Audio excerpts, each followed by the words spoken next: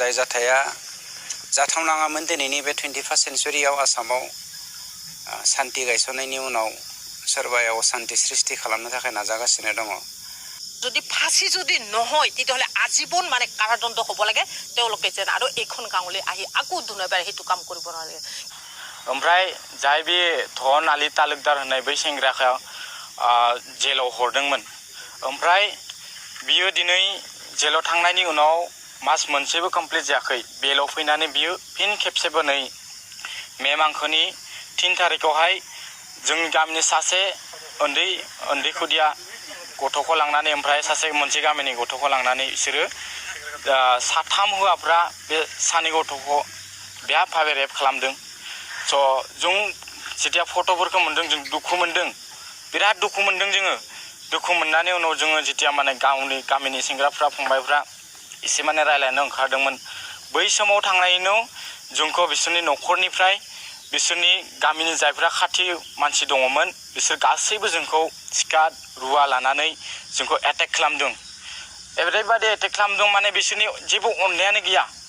ओमफ्राय जोंनि सेंग्राफोरखौ दानदों सोरखौबा खुदों। दिनै जोंनि फंबाय आंनि गावनि उन्दै फंबाया दिनै जिउ खोमानांबाय बिनि थाखाय। स' बिसोरो जोंखौ बारे बारे माने बियो खनसेल' नङा खननै खनथाम बायदि जालांना दं। थ' बिसोरो जोंखौ टारगेट महरैसो लागासिनो दङ। थ' जों दाबि खालामो जाहाथे बियो दुसिया जाहाथे गनानै थाङा लोगोसे बियो जाहाथे फांसिनि दन्द'खौ मोनो बिनि थाखाय जों सरकारनिसिम गुसै मोनसे दाबि खालामो। जुदि बिसोर फांसि होनो हाया जाहाथे लाइफ टाइम जाहाथे इमप्रिजनमेन्ट बिसोरो जाहाथे जीबन जेलाव थानांगौ बेखौ जों सरकारनिफ्राय जों दाबि उत्थापन खालामदों। जुदि प्रशासना जुदि बिसोरनि खामानिखौ थिग मावा तेতিয়াह'ले जों जिमानखिनि जोंनि अल असमनि बर' संगठन हक जिमानखिनि संगठन दं गासैखौबो लानानै जों मोनसे आन्दलन समाजनो गोनां बाध्य जोंहा गोलैनांगोन।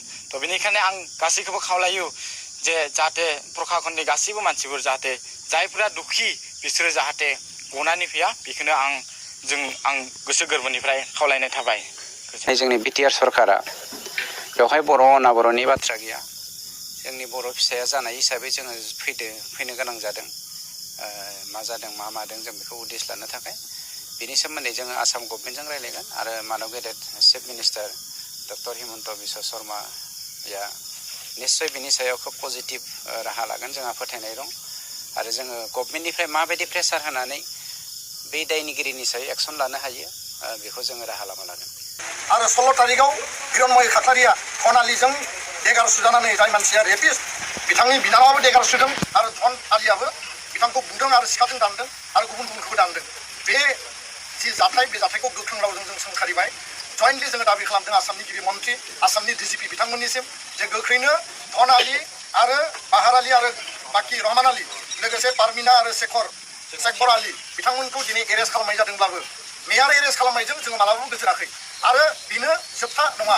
दा बेखायनो जोंनि दाबिया जाबाय गोख्रोंनिफ्राय गोख्रोंसिन साजा होनांगौ बिथांमोनखौ फासि होनांगौ। आरो जोङो स्ट्रंलि बुंदों जे धन आलिनि जि न'खर दङ न'खर नाङैनो रेप खालामनायावबो बिथांमोना जरित मानसि बुथारनायावबो जरित बिथांमोननि न'खौ बुलडुजार लगायनानै सिमफायनांगौ आरो माने एभिक्ट खालामनांगौ होननानै जोङो दिनै दाबि दैखांदों।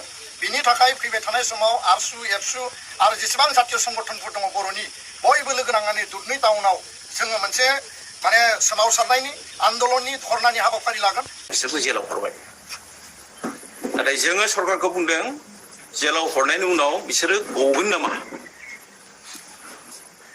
जोङो लुबैदों बे लम्पटफोरनि जि साजा बे साजाया जिउ साजा जानांगौ आरो बेखौ फास्ट ट्रेकनि गेजेरजों बिसार खालामनानै बोरै हायो थाबैनो साजा होनायनि राहा खालामनांगौ।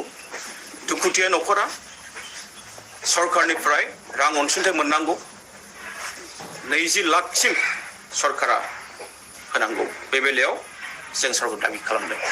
मानोना बिथांमोनहा जोंनि हारिनि जों जाबाय थागिबि हारि थागिबिनि सायाव जे रोखोमनि गाग्लोबदों बेखौ सहायनो हाया। दिनै जोंखौ गाग्लोबदों गाबोन सोरखौबा खालामबावगोन बेखौ जों मालाबा सहायनो हाया। आरो लोगोसे बे हाया जेरावनाखि बे गाग्लोबग्राफ्रा थादों बे हाया ट्राइबेल बेल्ट आरो ब्लकआव दङ। माबोरै हाबनो मोनखो बिसोर बेनि सायाव सरकारा नायबिजिरनांगौ हायोबा होखारनांगौ बिसोर।